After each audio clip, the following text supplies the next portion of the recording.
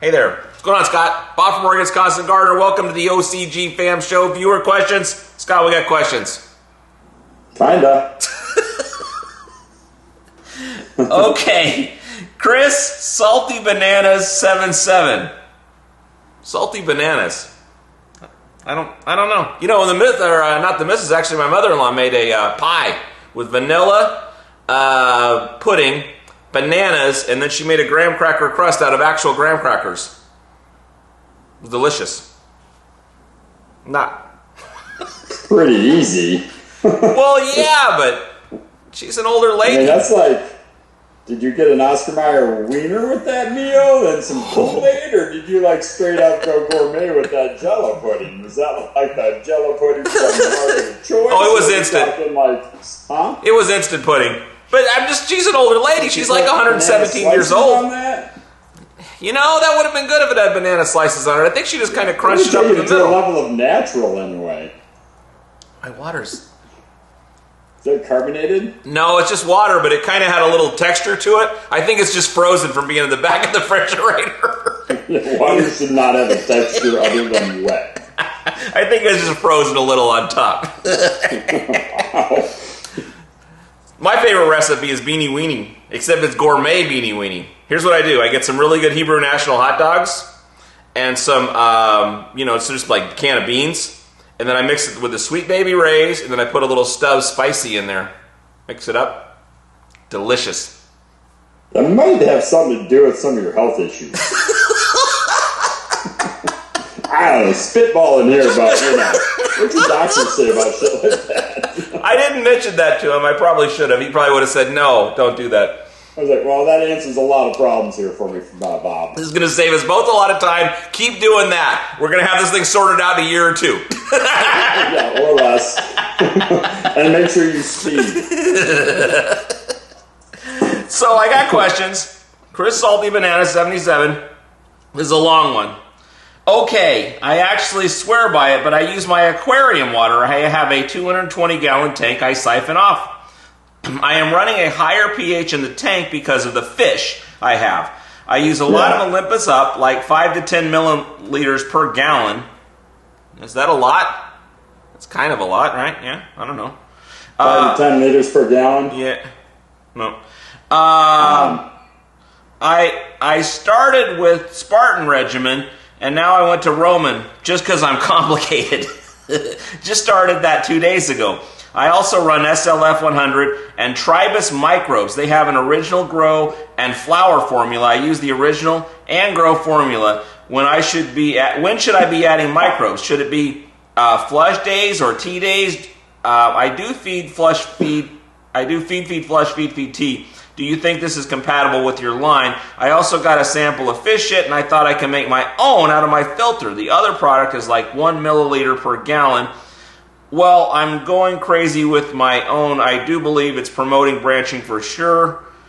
I've been going crazy on my own. So simply what happens when I overload with microbes. So do you like those microbes?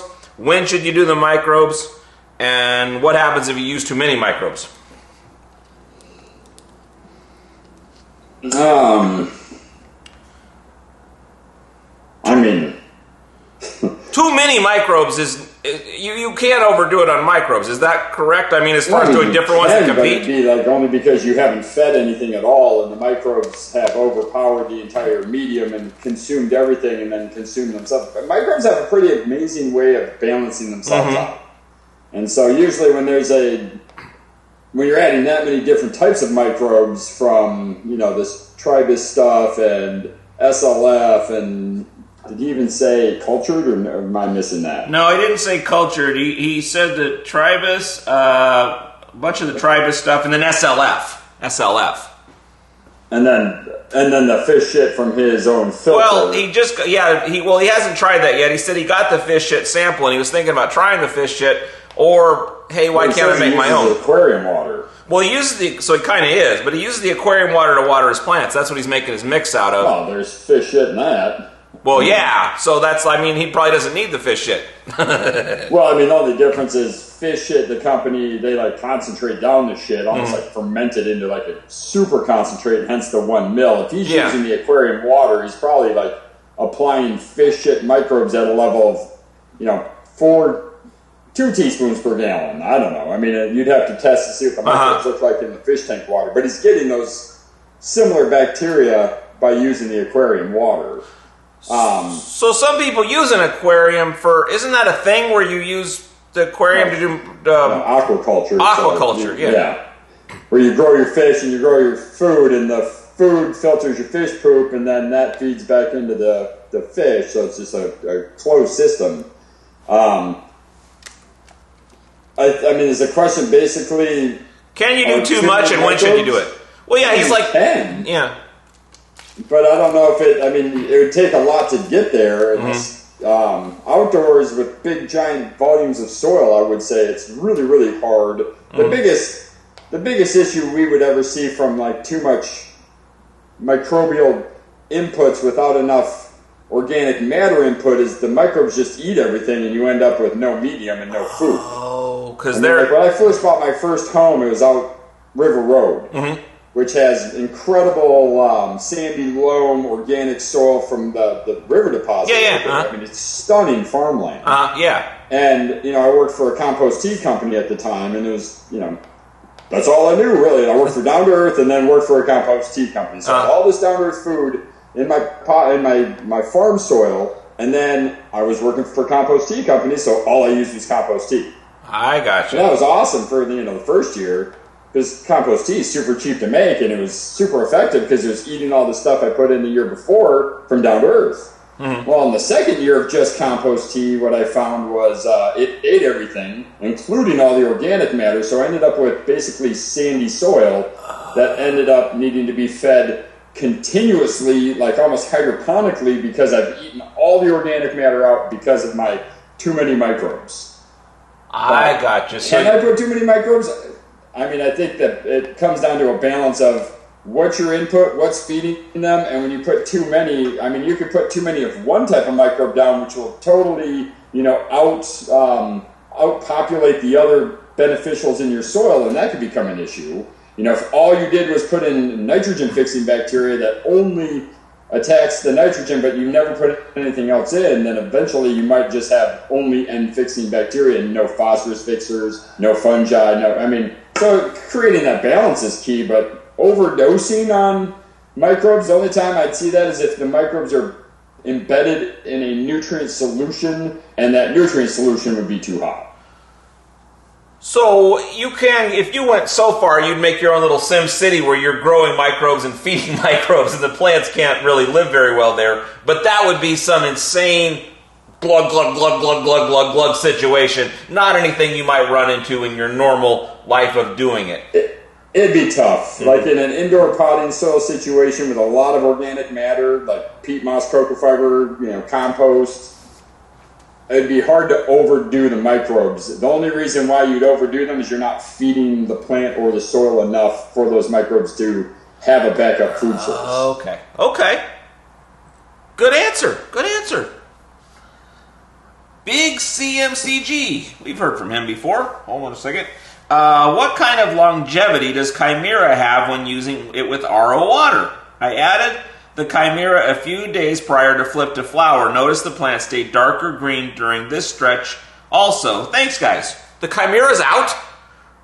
Well, it's out when I give it to you. But a lot of people, I have a lot of growers that I'm in a lot of communication with, and a lot of folks that are trying to get around or bend their minds around the pH issues in their potting soils around the country. This gentleman's way up in the way upper north UP.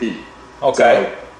So he had gotten a bale of a popular soil mix. I mean, he's a nectar head, and he's definitely a nectar user. But where he's located, he can't just run down to Graze and pick up a bag of number 4 because there is no Graze. So his problem is, shipping him a bag from Oregon's $70, and $9 for the bag. So $79 for the bag is so stupid. Yeah. Regardless, so he goes out, he buys this bale, and a lot of people are having the same issue with this bale of peat moss, if you will. His pH started going through the roof. Like, it just would not go below 7.9. I mean, it was like up to 8.4 at one point, and the plants are just starving and struggling. And so we finally got him on the other end of that. We got him some potting soil, got him the right levels, and now what we're doing is, because he had to use some RO water, he's had some issues there with the pH, we got him the Chimera to keep his pH in check all the way through. Because of where he's located, he can't just go out and get the limestone from down to earth. Okay, so okay. It was one of those where he had some great runs when he lived down in the southern part of the mitten, and then once he moved to the northern part of the mitten, the water changes, the environment changes, everything becomes a different beast. So we've been working together to get him back on track, which he's getting back on track by all means. So his question and what we're seeing right now, like where we've been testing the Chimera is, some of the bigger farms, a bunch of the smaller farms, some of the smaller hobby tents. So what we're seeing is if applied right before going into bloom, it will carry a 10-week flowering cycle with no problem maintaining a pH between the 6.6 and 6.8. And that would be your finished pH when you're all done. Now, can I guarantee that? Absolutely not. How bad your water? How acidic is your water? How much RO are you using? How much do you hydrate? I mean, again, we're coming into all these variables that have to be put into play. So we're finding that at a cup per 10 gallons for most RO systems or rainwater situations, it is lasting at least 10 weeks, and we're yet to see what a recycling looks like after a full recycling and a recharge to see what the pH would be. But with 1 cup per 10 gallons, we're getting at least 10 weeks worth of flowering out of that. So if I'm using the Chimera, does that fit in with or replace using the carbonated water in an emergency and using the limestone in a long-term situation? Both? Yeah, I mean, the whole carbonated water thing is, thanks to David Miner and giving us that tip and doing all those experiments in his kitchen. He's got all those videos posted, and, man, it really made it an eye-opening. It made that frickin' science D-bag look like a D-bag. It looked like, there's your degrees in sociology. This guy actually did more science in his kitchen than you did in your whole frickin' career. You know what I'm talking about. Yep. Yeah, good old BN. LOL. LOL. WTF. So that's the emergency. We need to get you fixed. We need to get your pH. We just need to get your plants to eat for the rest of the cycle. That's not our game changer for the rest of the year. And I think a lot of people are out there going, the nectar guys are all running carbonated water as their... No, it's to help our customers get through 4 weeks of bloom. And then we give them the tools of saying, hey, go out, get this limestone, add this in at this level, because even if it's down-to-earth limestone, you can't get the Chimera, you can't get Calpro, whatever the limestone is, as long as you're putting in calcite limestone or calcium carbonate, you're going to be able to make sure that this never happens to you again if you're running these forms of water. So ideally, we want everyone to get away from the carbonated water in the sense of that's not part of our program, but it is a great way to help you get through a limping situation. And Chimera doesn't fix that holy crap right now situation, or it's not a fast acting thing. It's more like the limestone, but no. Oh, really? Okay. The only difference between our product, there's many differences between our product and the down to earth garden lime. That garden lime is Pacific calcium limestone. It's a great product. It's super effective, but it takes 10 days for it to react. Okay. So a lot of people that applied get back to me in 5 days. Hey, my pH is still 5.9. Well, water a few times with that carbonated water, it's going to react it and bring it up. Knowing that most people that are going to be needing Chimera are already battling the low pH, and that's why they're reaching out to us. Right, okay. It's like, hey, go get the Chimera. So what we did was, there's a very small percentage of Dolomite lime in Chimera. Okay. And it's to get the magnesium, that a lot of people they start to see the magnesium deficiency first, and it's usually because the pH is going out of whack. So they go out and get CalMag. And we're like, no. Don't do that. Don't do that. Either get Epsom salt or let's fix your pH. So what we did was we put in Dolomite lime a tiny bit, and only so you get that 5.5 or 5.7 and get it into the 6.1, 6.2 mark. Okay. Once that pH is up, then all your watering and feeding on top of that start to break that limestone down, and then that becomes what buffers your pH for the rest of the cycle. Okay. So it is a fast fix in the sense of, bam, here's your pH. It's going to jack it up to the mid-6s right away. That little, I think it's like 7% of the actual mix is dolomitic lime. So it's super fast, super reactive, and then it dissipates away. And then the other limestone steps in, and then the release of the pig bone and cow bone and accelerate clay and all the other things that are in there, those become the 10-week release rate.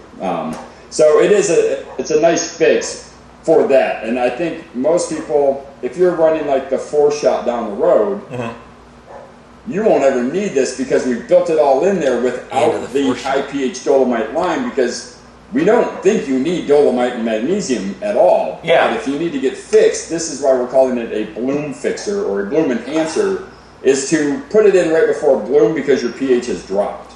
It's when we're at the... add this in veg only because if your starting bag of soil is 6.8, 6.7 out of the bag, and you add Chimera right away, well, now I'm going 6.8 to 7.4, and now I got to water for like a week and a half to even get it back into the 6s for the plants to want to eat. So it's a bloom enhancement because it's going to bring your pH in your soil back into the blooming range after you've driven it down into the acidic range.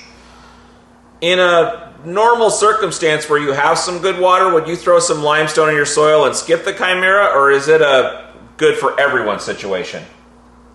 Oh, it'll be, the nice thing about it is generally outside of like eastern Michigan and their water pH is 9.5 with an alkalinity of 160, they probably will never need Chimera because they probably need to go the other way. But I'd say for the most of the people watching the show, anybody hanging on their seat with alkalinity problems, this will be the solution for majority of our customers on that level.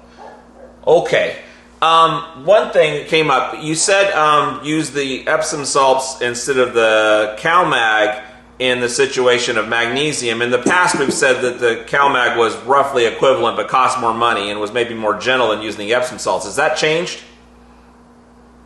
So, the reason why we're not using a lot of CalMag is because it's calcium nitrate, magnesium nitrate, where Epsom salt is magnesium sulfate, and it's a very low sulfate, so you're not putting a ton of sulfur, but you're getting a fast release of magnesium. I'm mistaking it for Magamp. Oh, yeah, no, Magnesium too. Yeah, it's a cost thing, because if you're in a 4-plant tent and you're running 2-gallon pots, a quart of Magnesium might last 3.5 years, where a teaspoon of Epsom salt that you could steal from your old lady's foot bath, and that'd probably cure everything right there. I got you. Don't use the scented stuff. You'd be fine running most of it.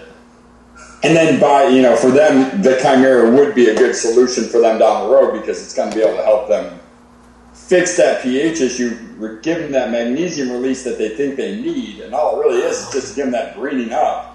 And then feel better. The plant will maintain that health all the way through to the end. It's not like you have a magnesium deficiency long term. It's just that it hasn't been able to get at that magnesium because of situation going on with the pH. And this is just a little booster shot to get you over the hump while you're fixing the other situation. It really is. And if you had 300 acres of just crappy farmland, the pH was 5.1, and there's just no way you're getting it up there with limestone this season because you need 28 million gallons of river water. That's where dolomitic lime comes in, is that you can apply it onto the fields, get that pH up with a calcium dose, then you maintain it with limestone year after year after year as you're cycling through the different crops in that field. I gotcha.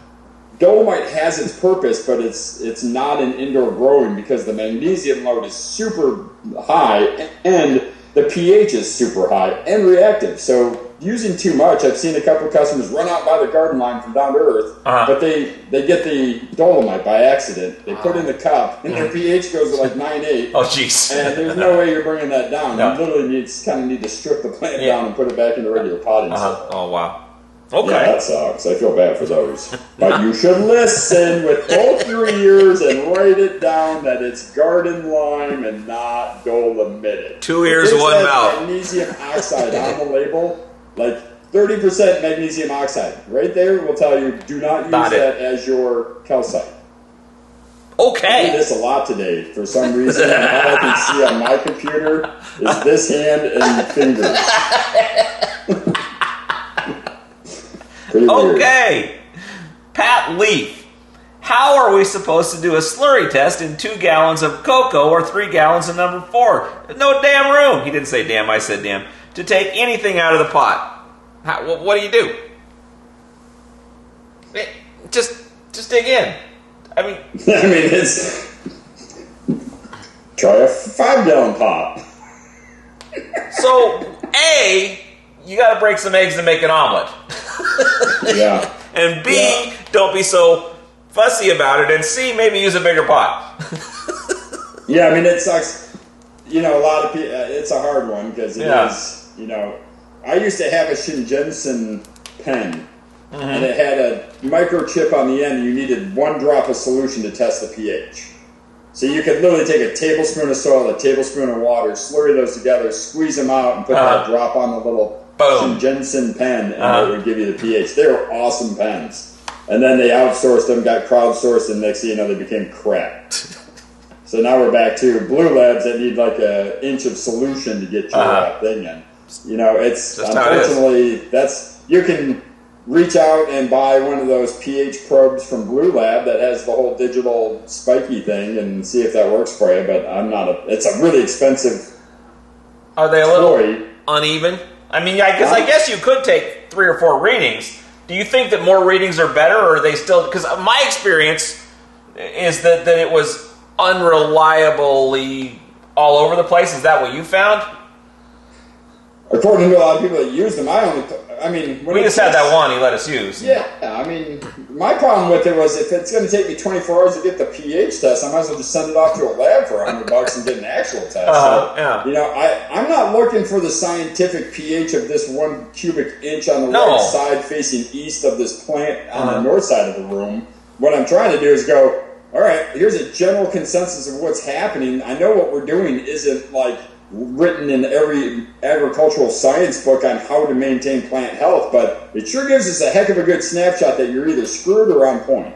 You don't need to be a weatherman to see which way the wind's blowing kind of situation. Amen. That's the best job in the freaking world, to just lie to people about what's not going to happen today when I can just poke my head up this window here and tell you, partly cloudy, might be raining sometime today, don't know. I'm going to bring some shorts and an umbrella. I'll be fine. So there's probably going to be hail, and I'm going to get a sunburn while it's snowing. Buds McKinsey. Hey, Bob. I have a great idea for a show topic.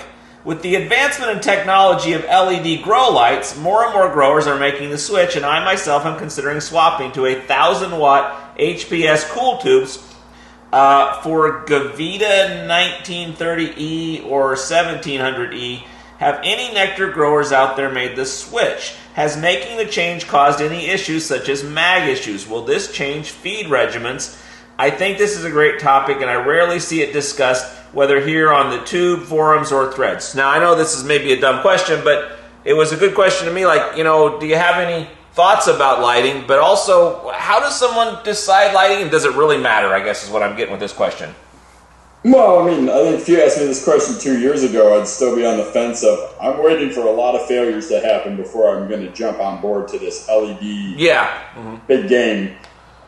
But now I have a lot of farms that are on them. I know a lot of growers using them. And, the proof's in the pudding. The results are there. They're definitely, they have made them work now. And traditionally I've seen a lot of growers for many years that have had great success with it. It's just a very expensive lighting system that you're taking a risk on. So I get that narrative. However,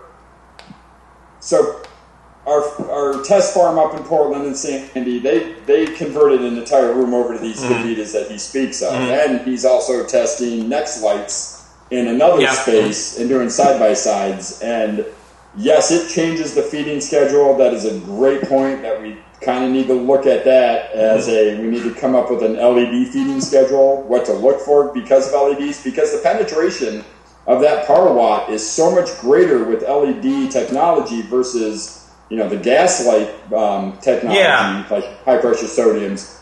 It will be a game changer. What we do notice, and I know I can get get a camera into this farm up in Portland to get a sense of the veg space, the bloom space, what's needed, the temperature differences, because a lot of times we've seen more failures at low temp rooms with LEDs than rooms that are running at like an 85 to 95 degree.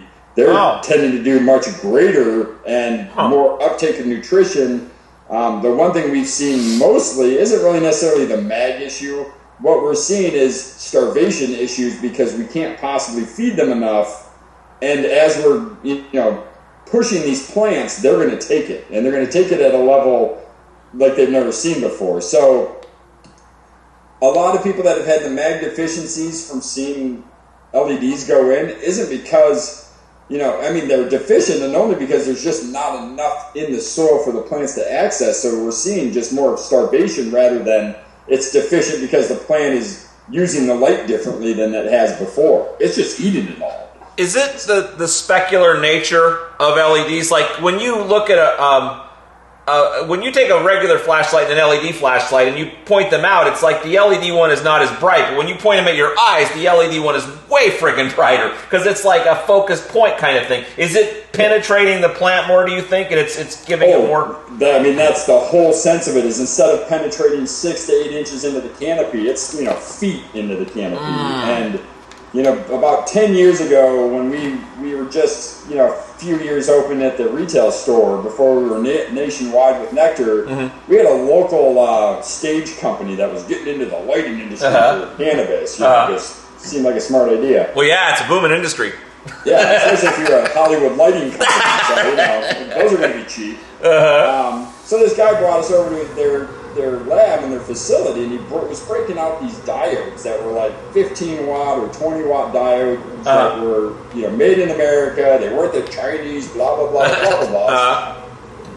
I think the ones they're using are like 5 watts or 3 to 5 watts. I don't know. I'm not an LED guy yet. Yeah. So, but he had this block, and he's like, these are going to sit above. They have all this air cooling. The downfall of them, it has a 2 by 2 foot penetration square. I mean, we're talking a light board like this big. You just couldn't get there with those. You couldn't be in the same room with it. Yeah. They put it down on the floor, and they took a ream of white paper, just brand new white ream of paper right out of the thing, set it on top of the LED board, and then turned on the LED light, and you could see the outline of the LED light penetrating through a ream of paper. I'm going, my goodness, that is like serious penetration. Yeah. You can do that with a high pressure. You can do that with an incandescent bulb. No. So that proved to me that there is penetration with this lighting. Yeah. And now seeing these grows, holy bejesus, you can grow a much smaller plant and see way more production in the lower sides of these plants, or the lower half of these plants than ever before, just because that light is penetrating and there's no shade. I mean, they're not lacking it. Now, one thing we have seen, a lot of guys were using like metal halides for their veg lights because they're cheap, they run efficiently, and they do well with a blue spectrum. But when you take them from a high pressure or a metal halide situation or an LEC type situation and put them into this super high intense lighting of an LED, the plants just panic and freak out because they go from like this 50% energy to you get the sun plus. I was on the Earth, now I'm on Mercury. Literally, and they freak out. So the key is running them with the same lighting, veg and bloom. So if you're going to do this, you want a veg light that is an LED. You just want to dial it back and then slowly increase the intensity as you step into the flowering space. And you have to watch your feeding at the same time because, I just saw a post from Pig the other day going, prove me wrong, but when I put my truncheon in using these LEDs, it's hard for me to even get it to register after a feeding. So, he's feeding 14, 15, 1,700 parts per million. 2 days later, coming in, it's below 250 because they are just sucking it up as fast as you can put it in. So, you do have to change some stuff. You do have to be prepared. I do want to do some follow-up shows on it. I think that's a great idea. I know we can get that camera up there. I have a few farms that we can get on and do some FaceTime with that are also using the LEDs, and they can show us and speak to it, like what they see firsthand and how it's working. But the Next Light guys, I know Kevin back in Chicago, he works with Mosca Seeds and Next Light and SLF, and he promotes our stuff all over the pseudo all-right state of Illinois. I'm from Michigan. So seeing what they're seeing at Next Light and what Kevin sees with Nectar is a huge benefit to us because they're putting these things out there to see, how much more do we really need to be putting in as a food source for these plants when using these new advanced light systems. Do you have any thoughts about the light spectrum of a lot of things when they were saying about the other kind of bulbs? Like, well, the LED has a very, very narrow spectrum. Do we think that that's been overstated? Originally, no. I think, everybody used to call them blurple lights because they were blue and red, purple lights. Yeah. Horrible to be in. It was a rave. It made you want to vomit. Seeing them, they vibrated. Yeah. And it was the red spectrum for flower and the blue spectrum for veg because, that's like CalMag for problem plant, Yeah. That's just the answer because that's what the layman is. I'm not a lighting technical, I'm not a technical lighting guy. I can't speak to the wavelength of a red curvature of the sun ray, but your impression in doing it every day, seeing them now and seeing the daylight spectrum diodes that they put out and the way they've been able to create boards that have that perfect percentage of blue to red spectrum, you don't see it as much anymore. It just looks white like the sun does. So I think with the technology going to more of that daylight, it's a very pleasant room to be in now. I mean, it's very crisp and bright, and it feels like you're on the beach. I mean, it's just a nice situation. But I think, at the very beginning, it was like, well, I'm running 3 reds to 1 blue. Well, it was oversimplistic. Yeah. Yeah, I mean, did Sarah from China tell you that on the email that you got, buying containers of LEDs, 3 to 1 red to blue diode? I mean, I don't know where that technology comes from. I know we worked with Nanolux for a long time. They put out a nice unit. They've, their technology has definitely gotten started basically where it is today. So I think they came out with a nice unit right out of the gate, but I think Next Light's crushing it, and everybody I've seen with the Next Light right now is super happy. The guys running Gavitas are happy. They just it depends on who you want to give your money to. I agree. But the technology there, I think, is there. Before, I was more of an LEC guy. I really liked when Sonic Supply came out with LECs years back. I was super happy with the heat, the production, everything they've done. But seeing the weight difference and the yield difference, I think the biggest hump for growers to get over right now is the initial upfront cost. And I think if you're going to be doing your research, get onto the forums, find out how the companies that whatever company you're entertaining, make sure that they take care of their customers. If the diodes go out, a bar breaks, or what is the return? Are you going to be out of light, or what's going to happen? What are they going to do for you? Things fails on you. Well, do you think they're going to be more? I know I put LEDs out through my house. I don't even know how long ago, and I can't remember changing a light bulb since. It's just like they last forever. Is that the way you think it'll be with grow lights, or are they more finicky because of the nature of the complexity of them? Well, originally we were seeing boards that would have like 2 diodes go out on a panel, so you'd have to take the whole panel down, and they'd have to solder on 2 new ones. Well, that's a 4x4 space that's not getting lit. Yeah. Or this month. Yeah. So that's tragic. And it really comes down to your power source. Like, I tried those stupid LEDs at my house. I mean, like the house lamps. No, I live at the end of a power run. LED chips really don't like? Bam! It's like the rope thing. Those things, like, I finally found a warehouse in the Midwest that had old incandescent bulbs with the old wire. I bought like 300 bulbs because those don't pop in my freaking house. They can actually handle the surge. Those tiny little LED chips are just like blowing up after 3 hours of being on. Oh, wow. So it's... they're expensive too, and they do dick. So, I mean, they do nothing. Yeah. Beep! Well, it's late. We have a stall. We have a delay on our beeping. It's like we were trying, but not very hard. I think we'll do some episodes on that. I do need to get up there. I know that farm is just expanding. They're about ready to light up. I think they're going to put like 20 of those into space. So we'll really get a sense of, here's what a wall-to-wall LED flower room looks like. Tell us how your feeding has been. Show us because he'll give me access to all of their books as far as, oh man, we did this, here's our slurry, we fed them this, here's our slurry. So we'll have a better sense of like, all right, we need to, dial in this feeding regimen for LED guys. Like you have your auto growers, you'll have your standard feeding chart, and then you'll have your LED aggressive chart. We'll see. Okay. Exciting. Little Nugs. He must like chicken nuggets. You like chicken nuggets? Me? No. How you think No, can't say that. No. Well, if you did eat nuggets, what's your favorite nugget sauce if you were to eat nuggets? So when I eat big steak fries, I like, ranch. Or barbecue, but ranch. Barbecue or ranch? I like the barbecue. Chicken tenders, like when you take a fillet of chicken breast. Oh, now that's, yeah. Like real, not parts or mechanically separated chicken is a pretty horrifying thing to witness. I mean, it's like a pressure washer. Oh no, it's terrible. It is just. It makes. I understand why there's a lot of vegans and vegetarians.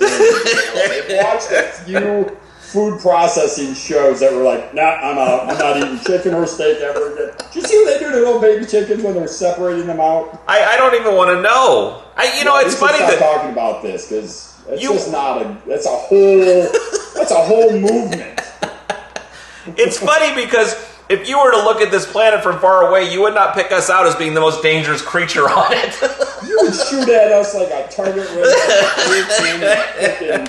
rock quarry up on the hill. But I saw this thing. It was like we like 10 sharks a year kill a person, and we kill like 1 billion sharks a year. Yeah, well, when you put fear on people, it's amazing how little tiny things become so destroyed over. You should be afraid. Hey, Frank, Bob, there's a spider above your head on the wall. See? No. Where? Are you serious? No. Spiders aren't my thing. Kill all the spiders now. Well, yeah, my wife would be on board with that. Same with my kid. Yeah, I have to. When I kill a spider for her, if I miss it, I have to act like I got it. I'll boom, grab it, and I'll be like, I didn't get it. I'm like, got him, and I'll go flush it down the toilet. And then I'm just looking around for the next hour. That one did have hair. I had one time that actually scared me. I'm not scared of spiders, but I'm walking down the hallway, and he's probably only that big, but he looked like this big, and he's standing in the middle of the floor, and when I see him, he goes, oh, yeah. Those get to die. Yeah, you must die. Yeah. You gotta die. Spiders, I have no problem catching them in the cup, set them outside, but those hairy ones that can jump from the wall to your face. Oh, my God.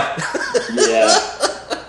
If they can outrun me, they have to die. They must die.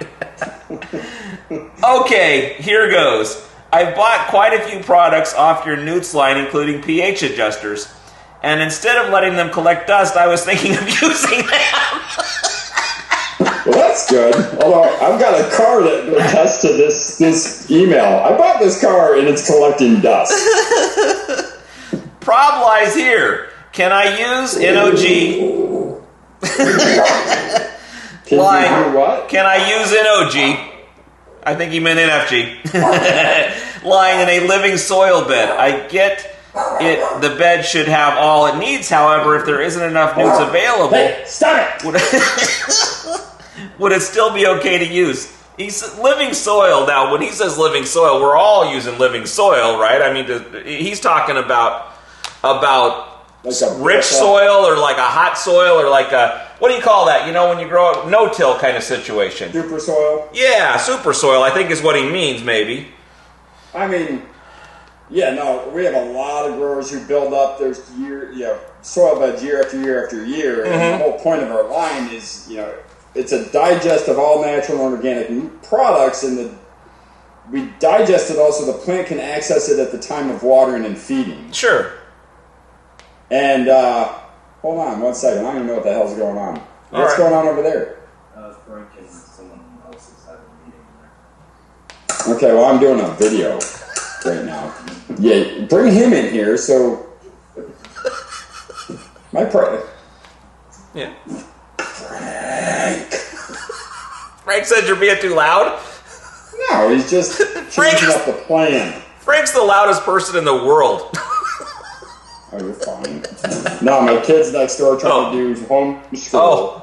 And I was in here doing homeschool, finishing up while Frank has a meeting next door because his office is scary to be in because breathing the air could kill you. So Frank's office looks like it's in a video game. You know, like when you're in Myst or something, you go into this weird, creepy room. It looks like that. Horrible game, the teddy bear that's all ripped open, and what's that? Night at Freddy's or whatever. What's it called? Five Nights at Freddy's or something. That's that's Frank's laboratory. You expect to go around the corner and you see someone tied to a chair going... Can't say that. Can't say that. That hasn't happened. You're like, should I untie him or not? Maybe it's an experiment. I don't know. Should I be calling law enforcement right now, or are we just good to go? So if you were using super soil, why wouldn't you just use one shot? My vegetable garden is a living soil. You know. Yeah, it's a garden. And you got bone meal and stuff in there. I put compost in. I put worm castings in. I put the humates in.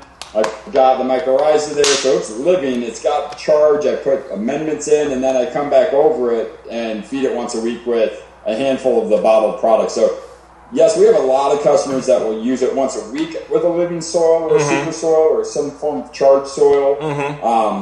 It shouldn't harm a thing. We've never had anybody come back with, well, all my life is dead, because it just and we have a lot of people that have worms growing in their potting soils. That kind of stuff where it's a living, true living soil. So, no, you'd still be fine to run everything through there. Just keep your eye on your pH and stuff, and don't jack it really high up or down real fast, and your microbes will be all fine. Okay, let me ask you about that then. That's an interesting thing I haven't really thought about. If you're doing super soil and you're doing it well and your plants are happy, is your pH probably in line? Or does it not? Well, it is until you use RO, rain, or distilled water. And so, another soil manufacturer in this country one of our customers reached out to them and said, what do you do for pHs that are drifting in your potting mix? And they said, your microbes will fix that and balance them. Well, that's a blanket statement of how do you know what my water source is? How do you know I'm not watering phosphoric acid straight out of the factory down well? Yeah! So it's a hard one. Yes, I would say naturally microbes have a tendency to balance the Earth's pH. If you're water and you have no calcium carbonate in the soil naturally occurring, so if you're not in the Pacific Northwest where you've got a limestone washout bed all built into our potting soil, you can still become quite acidic, and I don't care unless your microbes are little calcium molecule microbes that are dying and becoming alkalinity. You can still get low pH in soils if you're using RO distilled or rainwater and your limestone runs out.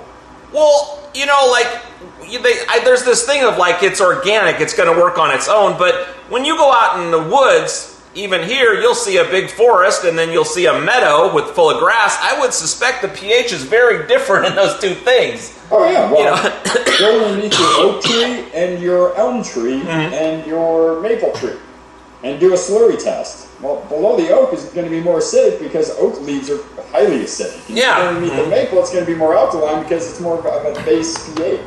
So it really just boils down to, yes, the microbes are going to work with that. And we also have to remember that a volcano exploded at some point 3,000 years ago, deposited, calcium carbonate all over the land because it exploded rock, and that ash has become part of that makeup. So it is there. pH is just the potential of the hydrogen of that medium. You can have a ton of calcium in there with a low pH because that calcium is not available. It's not soluble. So as the pH is dropping, it's buffering with the limestone that's built into most soils naturally. Like if you test your soil out in the Willamette Valley, it'll have calcium in there that you're like, oh, you got a lot of calcium. But none of it's available until you react it. Well, and I would also guess that when you're indoors, there's not a lot of nature going on no matter how much microbial life you have going because you don't have a whole biome. You've got a little bucket of soil. You're not going out and digging up soil from your, the field up the road, because if you're using anything soil out of your yard, that's topsoil they brought in after they scraped all the good soil out of your neighborhood and built your house. When I dig down into my soil, I get down about 8-9 inches and it's gravel. That's called, you guys want to build a whole 78 houses on these 4 Yep. acres. Here's how we're going to do it. So you don't have real topsoil. You don't have mycorrhizing naturally occurring in your front yard because they've gotten rid of that field. Yeah. And they brought in some, cleaned, sterile medium. But if you go out to any farmland, dig up that soil, I don't think anybody's doing that and bringing it home, putting it in their 20-light grow and going, man, this is the best potting soil ever. Just buying bagged soil. Now you're relying on that soil manufacturer to care about what they make, actually input what they say is on the label, and not just like, here's my 60-yard batch of soil, I'm going to put in this much limestone and say it's in there, because they do that a lot. So it's really understanding your potting medium that you're purchasing and how it's reacting to your grow. Okay. Easy to slip. He's right about that. General question. Foliar feed recipe. I am in late veg trying to do foliar feeds twice a week. I am slowly introducing Bloom Chaos. My basic foliar recipe is 1 teaspoon of Poseidonzyme. So I'm at the Oregon's Constant Gardener store one time. I'm walking through, like I come in the front door, going through the back door, going to do my business. And there's a guy at the counter, he says, oh yeah, give me a quart of that Poseidonzyme. Poseidonzyme? The Poseidonzyme. I was like, that's better than some I've heard. We should change the name to that. Poseidonzyme. All right. That's Poseidonzyme. 1 teaspoon Poseidonzyme, 1 teaspoon full on per quart. I am not trying to correct any deficiencies. Is that a good foliar feed? What else to add? When I add BK to the foliar mix, I have foliar in the AM, and the same day as I will do a heavy regular feed, Greek plus a few extras. Is that the correct method? So first of all, you do your Bloom Chaos separately, wouldn't you? Excuse me. Well, not necessarily. Adding, yeah, Poseidonzyme and full on. Yeah, those would both blend fine. Basically, we just don't want a lot of calcium or proteins being mixed in with gas, or else it reacts. Yeah. So, for that, I know how full on is made. Yeah. Intimate knowledge. Huh? You have intimate knowledge of its construction. Very intimate. So we know everything in there is fine to use with Chaos, and Poseidon already has it in there. Chaos already has Poseidon in there, so excuse me. So those are fine to add, and that's, he's taking that same mix and then, putting some nitrous to it. And so that's totally fine to do. It's a nice mix, especially if you don't have any issues. The only thing, you could add an amino acid to that and to just the Poseidon and full-on part.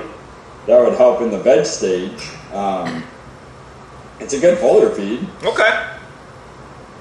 And then foliar feed in the AM, we were just talking about this at a farm out in New Hampshire. It's just a fun farm to talk to, but like, how often can you foliar feed in a day? And, do you stop foliar feeding after 80 degrees because the stomata shut down? So basically, when the leaf temp gets above 90, the mouths of the stomata shut down to a sense where it's still transpiring. There's still an opening, but it's not wide open and just ready. It's not prepared to eat. It's trying to just. It's breathing. It's like taking in CO2. It's processing that. Yeah, exactly. It'll still take some nutrition, and there will be a response. It just won't be as effective as under 80 degrees, or even 85 and under. You'll see a far better plant response when you're foliar feeding than 85 and over. So his next question was, can I foliar feed in the morning and then it dries out, the temperature is still 78, can I foliar feed again? Absolutely. It's still going to take it, it's still going to process that food. It's such a nice, gentle way of giving the food. But once those stomata start to shut down or close up, then it becomes less effective to foliar feed. So midday foliar feeding, I'm not worried about the burn. I'm worried about, why am I spraying a plant that's not going to absorb it all and it's just going to run off. So it's just a lot of work for nothing. So mornings are ideal. Maybe right before the evenings, putting it in. So as the lights turn off, the stomata want to start opening to start doing their exchange of air. So they'll take in that food right at the night cycle, but your best time is right when the lights come back on. Okay. Yeah. That's that. Well, except for... Except for, you got something? I do. Lay it on me.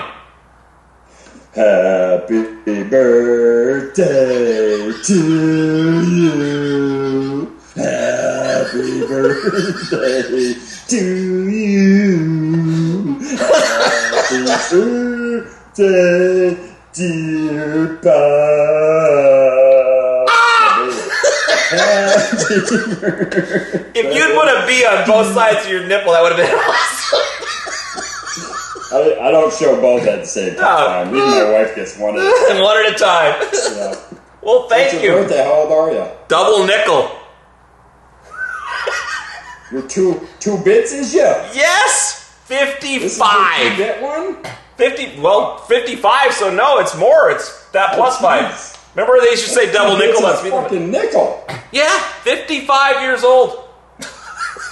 Good for you, man. I'll probably be dead by then. You think you're going to be, and then you don't. Liar! Oh, jeez. Well, thank you. What's your plan? Nothing. I don't like birthdays. It's a lot of stress for me, so I just don't do anything. Well, see, you gotta adopt my method. Yeah, what's that? Well, when I was all my life, like I'm gonna be 50 this year, but I've been 50 for 3. So when I turned 47, people ask how old I am. I'm 50. 50. Because it's just easier to accept it for 3 years. So when it hits, it's like no big deal. So when I turn 50, it's really my inauguration to go to 55. That's the way to do it. Me. Yeah. They're dates. That's it. It's not a thing. The downfall is how old are you internally? Because that's my problem. I'm like 9.5 or like 14 some days, but Well, I think like with you, you're pretty healthy, like health-wise, other than the trauma you have endured. Besides the constant face beatings and breakage, but you know, I'll probably just die from immobility before I die from old age. You'll be like the Tin Man. Help me! You know, I just got done doing a dental visit, and he asked me how everything was with the fitting and the denture, blah, blah, blah. Everything's great, no problem. Then I go home, I'm taking a shower, my son comes running in, hey, do you want Jubilee eating your teeth? What kind of question is that? Oh, Jesus. Yeah, no. So I come out, that little bastard's eating the liner out of my denture. So now I have all these sharp points all over my jawline that I can't even. I can't eat food all weekend, and my dentist is closed today. And then I can't go on Monday because I don't have an employee here, so I got to work for him. So I'm now got like no food until Wednesday. Not thrilled. Milkshakes. You little punk. Jesus. Dude, come here. Yep. So this little bastard eats teeth. Come here. Where are you at? Is he hiding by you? Sure. He had to sign it. Put his autograph on your teeth. There's our what do you call it? Our thumbnail. Screenshot. Yeah. All right. So, well, hopefully you get a cake. Or did you get it? Was that the banana pie? I don't know. So here's the thing. It's like, if the missus is like, hey, let's go get sushi, I'd be like, okay. But if she's like, where do you want to go for your birthday? I'm like, oh, God, this just sounds stressful as hell. So I just don't want to know. So there may be something planned or not. And I'm good either way. What happens if you show up and there's 35 people at a surprise party for you? I think I'd freak out, yeah, because I got my COVID fear. That might be the straw that puts you over the edge. Put me over the edge. Bob, surprise birthday party. He drove to an overpass and hiding ever since. He's living under an overpass now, and he's a lot happier. Hey, so one of my customers reached out to you and was checking in on you, and then you didn't respond back. So are you mad at him? No, who was it? What happened? I don't. I got an email that's like, hey, Halle. Who? Hallet, like King George Halle. Well, no. If I didn't, it was just I'm a dummy. No, I'm not mad at anyone. I'm not even mad at Jason. Huh? I'm not even mad at Jason. Who's Jason? He was. I don't know, because sometimes he does this. I think he just runs hot and cold. You know, bipolarism and schizophrenia is pretty common. More than you might know. Yeah. Oh no, I'm in tune. I work with a lot of them. Yep. So no, I'm not mad at anybody. If I didn't respond, I'm sorry. It's stressful being I told me. them that you have a slight agoraphobia, and sometimes you just want to shut the world down and just focus on Bob. And I said, don't ever take it personally. Bob's got a big heart, so. Yeah, no, I love everybody and appreciate all of them. This has been good, not bad for me doing this kind of thing, getting to know more people. No, exactly. I guess it's funny as we've done this. You and Carl are the only people I know in the industry. It's mostly just all the people that are watching the show. I've gone from this way to this way. I like it a lot better. Oh yeah, no, believe me, I don't miss the trade shows. And, I got a lot of people complaining to me that, you could get a lot more customers, and it dawned on me the other day. I was laying in bed going, I don't want more customers. It's odd. What business owner ever says that? Well, you want customers that want you. You come to me. I'm not looking for more customers. I'm looking for more quality community members. Because when I have people that find us, they're invested in us, and they spend the time to learn about us, they learn about what we're doing, and they spend a lot more energy learning the process. So if I go out and just advertise to grab every grower out there, man, I'm pulling in some, some sludge. And those are tough. I mean, there's a few customers where I'm just straight up like, okay, well, you can't be helped. I can't help you, and I'm not going to... I deal with hundreds of customers a day. I get to pretty much most of them on the daily. Yeah. And then the ones that are just consuming my time and then telling me, well, I don't like the way this tastes. And it's like, well, then go try something else. I don't care. Because I can't sit here and tell you that maybe you should call your breeder and tell him his genetics suck and you'd rather have better terpenes in the genetics you buy. Guess what? Fertilizers are a tool. Soil is a tool. Lighting is a tool. Your genetics are the king. If you have shitty genetics, I don't care if you have gold leaf farts. It's not going to make things better for you. Well, I think that's why this show has been so good, is you just put yourself out there and talk about what you're doing, not selling it. And if someone calls you or goes and gets your stuff, that's a way better person to work with than someone that you've convinced to. I saw this I saw this thing. It was an advertisement for car dealers, for salespeople, and it was how to overcome objections. And I was thinking, if they have an objection, let them be on their way. Bye. Don't try to. Not enough for that. Yeah, it's just a weird way to think of it, of like trying to convince them to buy something that they don't want.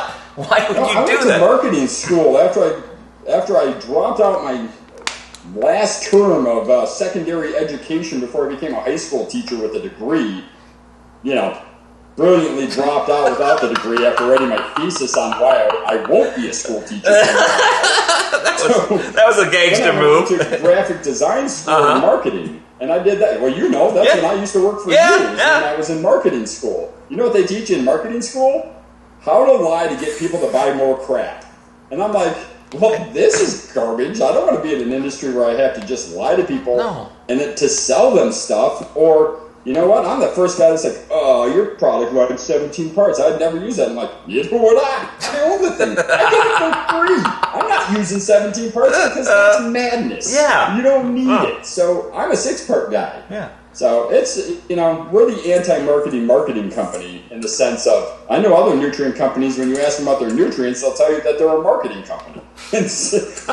We're a brand. We're brand recognition. Yeah.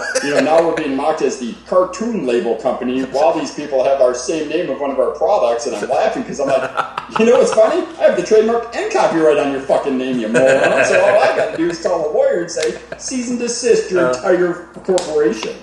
Am I going to do that? No. You know why? Because I'm not a sniveling little whiny poop. Snitches get stitches. Well, the best part is 12 years of history with the name. You don't just get to pick up the name 2 years ago and say, here, this is who we're going to be.